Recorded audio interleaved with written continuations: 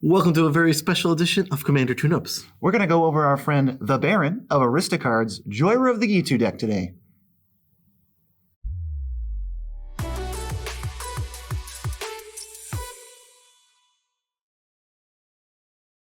I'm your host, Cherries. I'm your host, BZ, and that makes us the Nitpicking Nerds. If you like fancy things like gravy boats and wine glasses, you should definitely subscribe to one or both of our channels. And besides, you'll want to be subscribed to this channel because our subscribers are 10% more likely to have awesome hats. Disclaimer guy here, your hat ain't gonna get any fancier from subscribing to this channel or the Baron's channel. And who doesn't want an awesome hat? Us, apparently, because we're not wearing hats. I beg to differ. In that slow-mo, or in that freeze frame, we were both definitely wearing hats. Oh, wow, I must have missed it. I didn't feel anything. But we're going to get into what is Commander Tune-Ups and describe the deck, but we actually have someone to do that for us. Yes. You may know him as the Baron. Greetings to you, the Nitpicking Nerds. This is the Baron from Aristocards. My producer Chauncey has informed me, thank you Chauncey, that the Nitpicking Nerds have a series of videos in which they look at existing commanders and commander decks and look to do a bit of, shall we say, fine-tuning. The deck I shall submit to you is Jhoira of the Ghitu, and in fact, I did a deck tech on Jhoira only last year. I created this deck specifically to use many of the big splashy creatures that I have in my collection that will not see much play in other places. This includes cards such as Lorthos the Tidemaker or Dracoseth Maw of Flames. These are cards that simply don't find homes in many decks otherwise. The overall strategy for the deck is to suspend many of the big creatures and the tutors and draw card effects, and then to play from my hand, take extra turn effects such as Time Warp in order to take extra turns and get those suspend counters off to get the big creatures into play, and then continue to use those draw effects to keep my hand full, to draw more take turn effects, to suspend more cards. You get the idea. I would appreciate your nitpicking skills to identify any cards, especially cards from the newer sets that might slot in rather nicely with this deck's theme. And cheers to you, the Nitpicking Nerds. Thanks for submitting this deck, Baron, and thanks for that little tidbit there. So, Jhoira of the Ghitu, we're going to read it. What does it do, BZ? It is 1 blue-red for a 2/2 human wizard. Pay 2, exile a non-land card from your hand, : Put 4 time counters on the exiled card. It doesn't have suspend, it gains suspend, which means at the beginning of your upkeep, remove a time counter from it. When that last time counter is removed, cast it without paying its mana cost. If it's a creature, it gains haste. So, we already know what this deck wants to do. We've had the description from the Baron. Right, so we can just get right into it because we know what we're trying to do. So what's the first one? It's the threats. Ooh, so big fat guys that are threats when they come out and they punch in there. So let's get right into it. The first one is probably my favorite. It's got to be because I love this guy.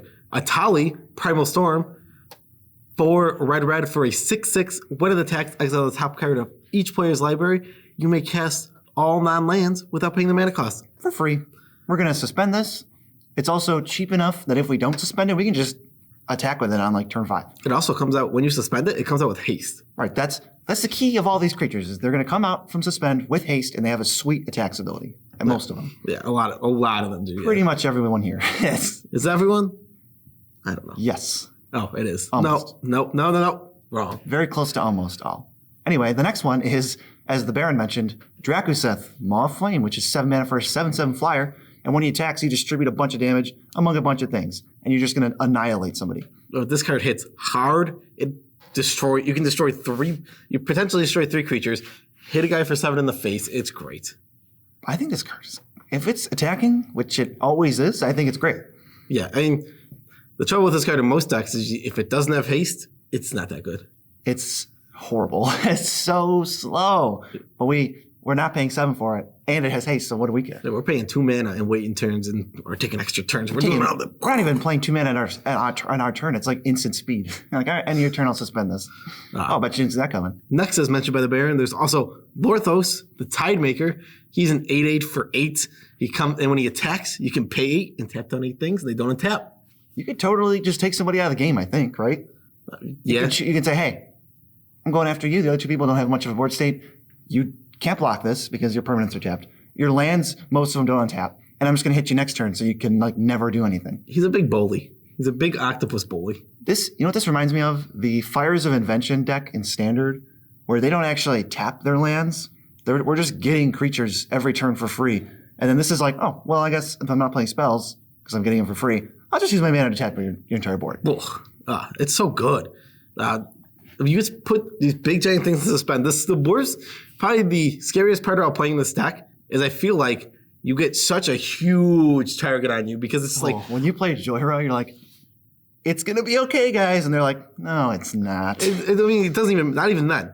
As soon as you suspend the first thing. Yeah. And you suspend a huge giant threat and they know in 4 turns that huge giant threat hits the board.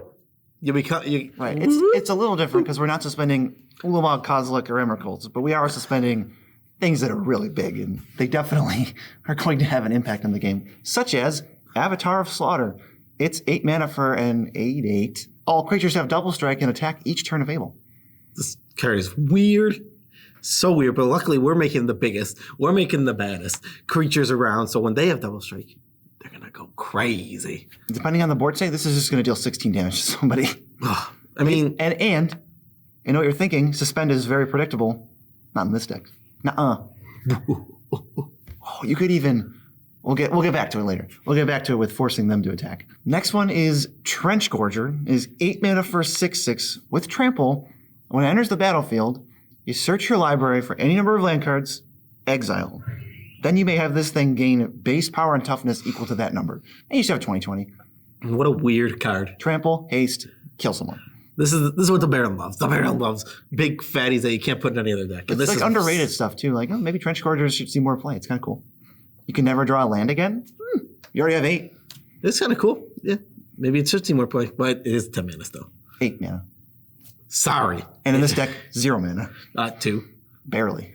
It's still 2. It's so far back that I don't even remember it. I don't even remember spending 2 on that. Yeah, exactly. Next is It That Betrays. It is an 11/11 for 12 mana. Whenever an opponent sacrifices a permanent, you get that permanent, and it has Annihilator 2. So you get to guaranteed just steal 2 permanents from them. Yeah. Unless it's tokens, but don't attack the person with tokens. This thing is also annoying because when it's out, fetch lands, you get all their fetch lands that they crack. Yep. You can't fetch with Evolving Wilds or Misty Rainforest or Rocky Tar Pit or Myriad Landscape or really anything like that. They also Birthing Pod, Harrow, Springbloom Druid. There's so many just residual things that they can't do that they might do accidentally. Ooh, are these the tune-up parts? This is where we get to the tune-ups? This is the new stuff that we added. This is for you, Baron. That we also like for coming down and just smacking someone. Ooh, well, give this first one a read, BZ. All right, so Sphinx Ambassador is 5 blue for a 5/5. Whenever Sphinx Ambassador deals combat damage to a player, search that player's library for a card. Then that player chooses a card name. If you search for a creature card that doesn't have that name, you may put it onto the battlefield under your control. Then that player shuffles their library. I don't know what has to happen for them to guess right, but there's probably an obvious choice. So you just take the next best thing, and then they'll never get it. Or you one-up them. You take the obvious choice. Because you know they'll pick something that's not the obvious choice, because they know you picked they didn't pick the obvious choice, because they know that you knew that the obvious choice was something else. It's like the chalices and the Princess Bride. The old switcheroo. Yeah. Next is Breaker of Armies, and Beezy's going to read this one too. It's 8 mana for a 10/8 Eldrazi. This is not the type of Eldrazi people will expect. And all creatures defending player controls have to block this. Weird. This is just going to destroy all creatures target player controls, probably. It's breaking their armies. And what's even better is you attack somebody who doesn't have 8 total power, and you just blow up their board. And you just get Breaker of Armies still. That wasn't very nice. This deck is lacking some removal. Not really lacking removal, but this is a good place to fit in removal. Yeah, because this deck, it needs all these big, giant things. So we can't be going crazy in the removal slots. Oh, really? Yeah. Look at all these that are like removal, like Lorthos, Drakuseth, Vitali's card draw at least, It That Betrays, and Sphinx Ambassador is probably functional removal if you get anything that kills anything, like an Elishnorn, and then Breaker of Armies. And Trench Gorger removes a card from your deck. Removes a lot of cards. It's like a 20 for 1. You destroy 20 lands for 2 mana. Next is Multi-Primordial. This costs 7 mana. When it enters, you get to active treason 1 creature from each opponent. It's a 5/4. It is a 5/4. And they gain haste, so you get to use their stuff. If they have cool text triggers, bring them over here. Yeah, so we're taking one from each side. We're bringing them over and we're bashing. Or bash. We're Well, bashing. that brings us to the next category, which is, 4 suspend counters, that's really a lot of suspend counters. I think without this category, the deck just falls apart because it's way too slow. You're going to get annihilated from all sides because they think Breaker of Armies and Lorthos are coming at them, which they are. But we gotta speed it up or make it impossible for them to stop. So we'll start with, these were the extra turn spells. They were in the deck. We're going to just tell you. Oh yeah, this is a time walk deck all day because extra turn actually gives you an extra upkeep, which takes off an extra suspend counter. Temporal Mastery, Temporal Manipulation, Time Warp, Savor the Moment, Walk the Aeons, Karn's Temporal Sundering, Hearth the Water Vow. These cards were already just in the deck. They're all going to give you extra turns, extra upkeeps. It's great. Obviously, once you have out a fatty and you start taking extra turns, the game's over. You're just going to annihilate somebody. If you have a 2020 Trench Gorger and you attack 6 times with it, the game's probably over. Probably? I would say definitely. Definitely. The one Time Warp that is not in this deck is Expropriate. I fought for it to be in the deck. BZ said it wasn't fun enough. It went against what the deck wanted to do. Yes. So we put in something that's much more fun. Time Stretch, 8 blue for a sorcery. You take target player, takes 2 extra turns. This is not only the most extra turns you can get with a non-expropriate card. Well, how about with any card? Because if you get 2 extra turns with expropriate, your opponents have misplayed. Most extra turns you can get, and the biggest potential for being huge blowout if they redirect the target to somebody else. Yeah. So you can suspend this or cast it. Either one's going to be good for you. Yes, I recommend suspending this one and then casting other Time Warps to get there, and then going, hey guys, 2 more on the way.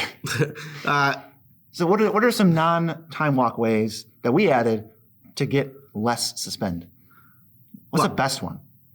I think this is the best card in the whole deck. This is the Gourmet Bagel? The Gourmet Bagel. This is the new best card. This is like classic Jhoira. I love Paradox Haze. It's 2 and a blue for an enchantment. You enchant player. At the beginning of enchanted player's first upkeep, they get an additional upkeep after that. Such a weird card. Thanks, Time Spiral. But hey, additional upkeeps remove additional times counters, and that's going to be just our deck literally works twice as fast. Now, we know the Baron is a man of Refined taste. refined taste. So a Gourmet Bagel has to be something he's going to love. I don't think he would eat regular bagels. No. In no world is he going to eat a stale crouton or No. anything down low. Yeah. He's going to have a Gourmet Bagel just like this Paradox Ace. Next is Fury Charm. 1 in the red. For an instant, you can choose one of these. Destroy target artifact. Target creature is +1/+1 and gains trample until end of turn. Now this card sucks. I don't know why we put it in the deck. Oh wait, there's another mode. Remove 2 time counters from target permanent or suspended card. Okay, you're just wrong. I don't like to disagree with you that often, but you're just wrong. This card is not even that bad. Destroy target artifact is a 1/1, and it's just removal, and a lot of our creatures are giant and don't have trample. Fine. So even if it was just those 2, I would say this is okay. And it's a third one where you can go, oh, this thing's out now, you're dead. Fine, whatever. This card's actually pretty sweet. I couldn't remember what the first mode was because I remember the juicy part of removing suspend. I'm like, oh, you just destroy an artifact at instant speed. That's great. Yeah. It's just like a braid. A braid's going to do one of the 2 things. Neither of them are that great, but they're all add up to a great card. It also, yeah, reminds me of actually Rakdos Charm, which got like Yeah, Reckless Charm. All 3 modes were super relevant. yeah, that's super cool. Next one is Clock Spinning. Beezy. Blue mana for an instant. Buy back 3. You may pay an additional 3 as you cast this spell. If you do, put it into your hand as a resolve. So you can pay 4 mana to do this and get it right back. And it does. Choose a counter on target permanent or a suspended card. Remove that counter from that permanent or card, or put another of those time counters on it. We're going to remove it, thanks. So you can pay 4 mana to remove 1, 5 mana to remove 2 really quick, 8 mana to get this back and remove 2. There's like 8 million different ways you could play this. Also, in the Jhoira mirror match, Yeah. you get to put more time counters on yeah. your stuff. They lose. You soft lock them because you just spend all your mana on putting extra time counters so they never get unsuspended. Hashtag got him. All right, so we know that the Jhoira ability to suspend is 2 colas.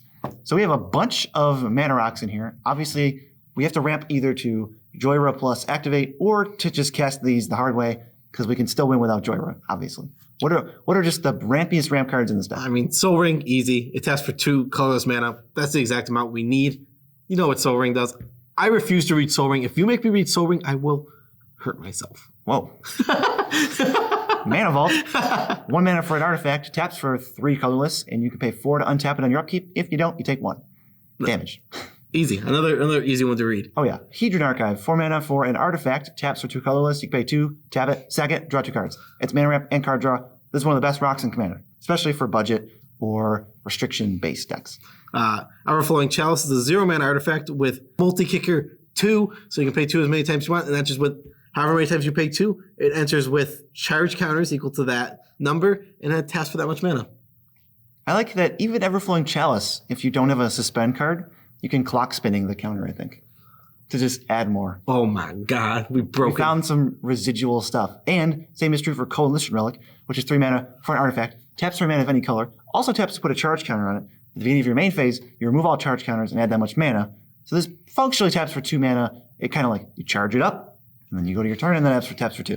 Coalition Relic is a really great Magic card. Coalition Relic is a staple. So many people should be playing Coalition Relic. It's amazing. Yeah, I love this. Of the 3 mana rocks, this is probably my favorite. It's definitely better than Worn Power Stone, which sees way more play. Oh, it is definitely. Yeah, but it's not as budget. To be fair. It's not as budget, but I'm saying it's way better. And there was a time where it was like $2 because it got reprinted. Yeah, it's like 15 now. What? I think 10, 15. Oh my god. Yeah. Well, it's good, so that makes sense. It is a very good card. After price checking, which we didn't do just now, there was a cut for a different reason. It's actually only $5. Huh. So definitely go buy them. Yeah, get your Coalition Relics. Midnight Clock, I love this card.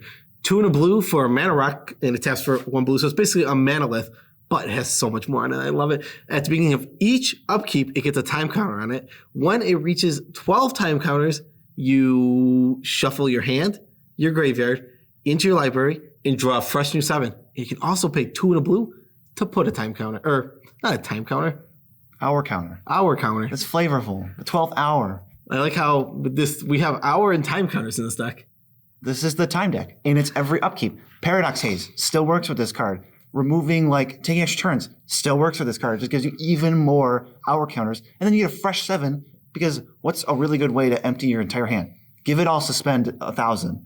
And then just draw 7 new cards. Take the extra turns, get all the cards out. This is going to be one of the ways you just overwhelm people. So we're going into the winning the game category here. And though the deck had the winning the games of you play big fatties, you beat big fatties, you win. We at the Nitpicking Nerds. That's inherent, yeah. Have noted that that's not the best way to win. Well, we want to completely here are the cards where you have big fatties, and now you're just going to completely overwhelm everyone, and the game's not. It's not close. We take out the variables of it's okay, we're done. Yeah, you want to really put this game away, just completely end it. So the first one is Nexus of Faith. But we already listed all the other time walks. So this is another time walk for 7 mana. It's an instant also, which is awesome because you can cast it at the end of the opponent right before your turn to take 2 turns in a row. Oops, 2 turns in a row. Card is great. But instead of going to your graveyard, it always shuffles into your library. It can't go to your graveyard. Yes. It won't go to your graveyard. This card is so stellar, especially because this deck has a ton of card draw. We didn't really go over all the card draw, but Baron mentioned there is a ton of card draw in this deck. If it's not removal, creatures, or suspendy shenanigans, it's card draw. And the thing that makes Nexus so good is if you go deep enough and you dig hard enough, you just keep playing Nexus, and then it fuels you going bigger and digging harder, and then you play Nexus, and then eventually, even if there's no cards left in your library, there will be Nexus there for you to take infinite turns and annihilate everybody. Yeah, so as long as you have one big fatty on the field that's bigger than everything else, you're going to win. And even, I'll say, that's not the primary goal of the deck, but you can combo off and chain Nexuses. If you chain 3 Nexuses, the game's over. Yeah, I mean, this deck is definitely going to not chain Nexus, it's going to chain extra turns, though. Yeah, you want to know probably the best way that I can even imagine to chain extra turn spells? It's the next card. It's the Magic Mirror from Throne of Eldraine. This card is silly. It is 6 blue, blue, blue for a legendary artifact. It costs 1 less for each instant and sorcery card in your graveyard. Or it costs 2 mana on turn 4 and then comes out on turn 8. So what it does is at the beginning of your upkeep, ding, ding, ding. That's an important phrase right there. Put a counter on it, and then draw a card for each counter on it. Yep. We get extra upkeeps already. You take extra turns. Turns. What if you play it, go to your next turn, or it comes off a suspend, so you draw a card. The next turn, you're going to draw 2 cards for free. Then you draw 3 cards for free. Then you draw 4 cards for free. And it just time walk gives you 5 new cards. Then the next time walk gives you 6 new cards to find a time walk. Then the next one gives you 7 new cards to find a time walk. It gets easier and easier and easier, and the game's just over. If this card hits 5 counters, I think the game's over. In my experience, it's just done. Well, it's definitely as if you take if you take one extra turn with those, how are you ever losing? That's what I'm saying. If you get to the extra turns and you just get this to 5, it's over. Yeah, they cannot win. This will draw, as most of your deck will, a lot of attention because this card's like, kill me, kill me. Yeah, see, if you're trying to take enough extra turns and you need like 14 extra turns for some reason, you save Fury Charm to blow this up before it kills you. Because it's not a May. Yeah. But that's so irrelevant. This card's going to steamroll people, especially if they don't give it the respect it deserves. They're going to get rocked by this card. This card is super good. I love me a Magic Mirror. Well, look at all hey, you wanted some new cards, Baron? We gave you Midnight Clock. We gave you the Magic Mirror. And we got more that we're going to list later. Yes, we do. The next is the Mirari Conjecture. This is a saga. It costs 4 and a blue. Comes down. The first thing you do, you get back an instant. The second thing you do, you get back a sorcery. The third thing you do is you copy each instant or sorcery you cast on that turn. Yeah. Wow. This was already in the deck, and it's definitely worth mentioning because if you get to number 3 and you do anything, it's amazing. I don't know if we need to say it. Even something like, I have 2 time walks on suspend. All right, I'll Fury Charm, remove them, cast both of them, get 4 time walks. I don't know why. Game over. You're done. The card Fury Charm, we've said it like 4 times, and like saying it sounds so weird to me. I don't know what's charming about Fury exactly. Fury Charm. Like what does a Fury Charm look like? I don't buy that it looks like whatever. It's a ball with little things running around in it. There's fury inside. There's anger in there. Okay. We can move on to one of your favorite cards. This is legitimately just one of my favorite cards. I love this card. Aminatu's Augury. It's 8 mana for a sorcery. You flip the top. You look at the top 8 cards of your library. First, you can put a land in play. Then, for each type of card, instant sorcery, planeswalker, whatever. You get it. Yeah, artifact enchantment. You can cast 1 for free. Now, this is awesome. If you hit Nexus of Fate and like a sorcery institute spell, it's so good. Let's say you hit Nexus of Fate, Time Stretch, Magic Mirror, Mirari Conjecture. If that betrays. If that betrays for funsies. And like it doesn't even matter what else at that point. What's our enchantment? Paradox Haze? No, it was Mirari Conjecture. Oh yeah. Or even Paradox Haze. Just the fact that the strong thing about this deck is we're going to do these things one after the other, but Aminatu's Augury just lets you do like 4 of them at once. Oh, Aminatu's Augury is I love this Magic card. The art is stellarly good on it also. Once again, especially in this deck, which is just, we're just going to take all the turns. Get to a certain turn, and there's no turns left for you. I'm sorry. They're all going to be designated to me. Aminatu's Augury, 8 cards in. What do we have, like 12 time walks in here? You're just going to hit one. The odds are very good that you just hit a time walk. Or 2. Yeah. Well, that's 2 is rare because mostly sorcery. Yeah, they are mostly sorceries. Almost all of them. But you just need 1, really. I mean, 2 big creatures, attack, time walk, do it again. Someone's dead. Whoever was in first place is now dead. I guess whoever was in first place was you, so never mind.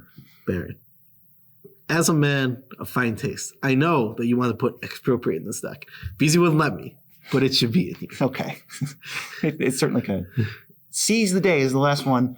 Seize the Day is a secret red time walk. It's 2 and a red for a sorcery, untap target creature, and you get an extra combat step after this, and it flashes back for 3 and a red. Why does that matter? Oh, wait. Our whole deck is giant creatures that have attack triggers. Yeah, we have a lot of giant creatures. Take an extra attack. It's going to be like, beat him with my 8-8, my 11-11, and my 10-10. How about, and then do it again. How about, let's say you just have a Dracoseth. You attack with it. That's 4, 5, 6, 7, 8, 9, 16 damage. Untap it. 16 more damage. Divided. Flash it back. 16 more damage. I think your math is wrong. 17, right? Well, 7 plus 4 is 11. Plus 3 plus 2 is 17. 16. 11 plus 5? There's no 2. It's 2 3s. It's 2 3s? It's 2 3s. Oh, I thought it was 4 3 2. Yeah, so 17 times 3. That's ridiculous. Come on. That's egregious. Yeah, that card is awesome. Who let you do that?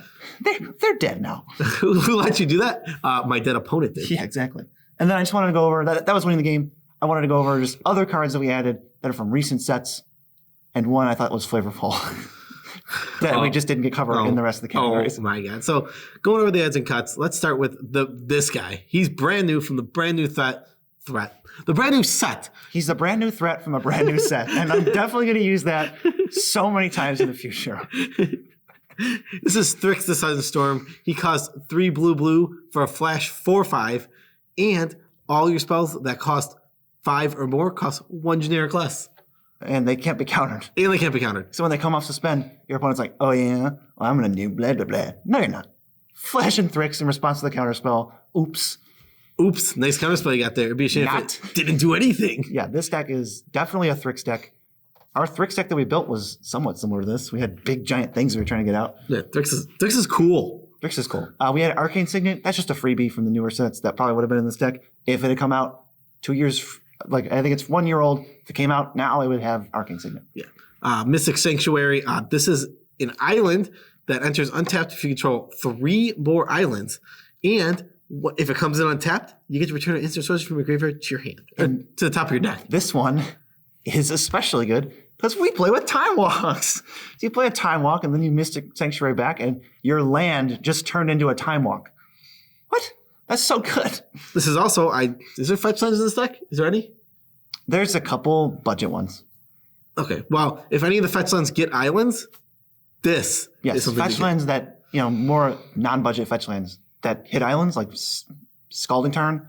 This is really good. Fiery Islet or Islet, Fiery Islet, I don't know, is another good one. It's just another duel in enemy colors, which you need 1 million duels in enemy colors because you get shafted by wizards every set when they print more allied stuff. And it stacks to draw cards, so this is fine.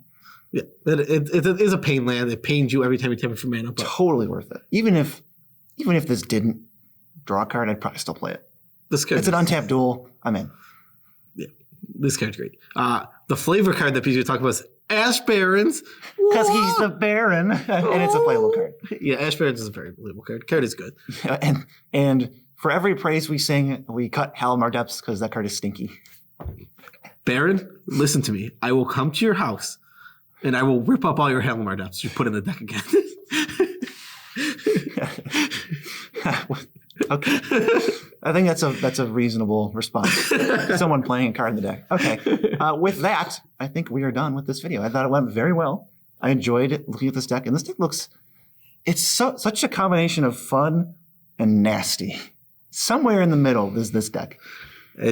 I would say, even though you're trying to have fun, it's to your opponents, it's still going to be nasty. They're going to get obliterated by this. This is even though you're having all the fun you want. You're like, yeah, woo! I love all these cards. They're like, they're like, go away. Stop taking extra turns. Don't worry, they'll be quick. I'm just gonna play some ham-fisted fatty and smack you every turn. So it won't take very long, but you're gonna lose. The fatties, just imagine 2 hams. I don't have to. Go right there. Ha. No. Ha. All right, well, we're done with this video. We gotta thank people who made it possible. A special shout out to our 46 patrons.